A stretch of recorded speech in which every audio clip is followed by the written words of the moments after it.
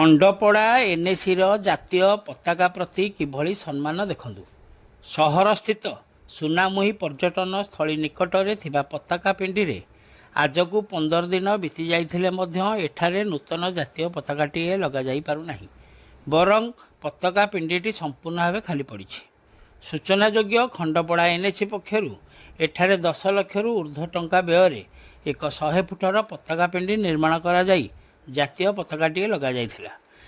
କିନ୍ତୁ ଏହି ପତାକାଟି ଚିରି ଯାଇଥିବା ଦର୍ଶାଇ ଏହାକୁ କାଢ଼ି ଦିଆଯାଇଥିଲା। କିନ୍ତୁ ଆଜି ପର୍ଯ୍ୟନ୍ତ ନୂତନ ଜାତୀୟ ପତାକାଟିଏ ଏନ୍ଏସି ପକ୍ଷରୁ ଲଗାଯାଇ ପାରୁନାହିଁ, ଯାହାଦ୍ୱାରା ଅନେକ ବୁଦ୍ଧିଜୀବୀ ଏହାକୁ ନିନ୍ଦା କରିଛନ୍ତି।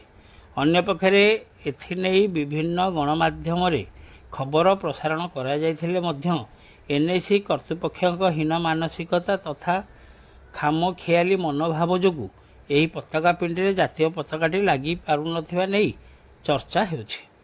ଅନ୍ୟପକ୍ଷରେ ଦେଖିବାକୁ ଗଲେ ସରକାରଙ୍କ ପକ୍ଷରୁ ଯେଉଁ ପ୍ରମୁଖ ସ୍ଥାନମାନଙ୍କରେ ଏହିଭଳି ଜାତୀୟ ପତାକା ଲଗାଯାଉଛି ସେଥିପାଇଁ ମଧ୍ୟ କିଛି ନିର୍ଦ୍ଦିଷ୍ଟ ନିୟମ ରହିଛି, କିନ୍ତୁ ଏଠାରେ ତା'ର ବ୍ୟତିକ୍ରମ ଘଟୁଥିବା ପରିଲକ୍ଷିତ ହୋଇଛି। ତେବେ ଦେଖିବାକୁ ବାକି ରହିଲା ଖଣ୍ଡପଡ଼ା ଏନ୍ଏସିର ନିଦ କେବେ ଭାଙ୍ଗୁଛି ଓ ଏଠାରେ କେବେ ନୂତନ ଜାତୀୟ ପତାକାଟିଏ ଲଗାଯାଉଛି। ଖଣ୍ଡପଡ଼ାରୁ ସନ୍ତୋଷ କୁମାର ସାହୁଙ୍କ ରିପୋର୍ଟ, ଖଣ୍ଡପଡ଼ା ଖବର।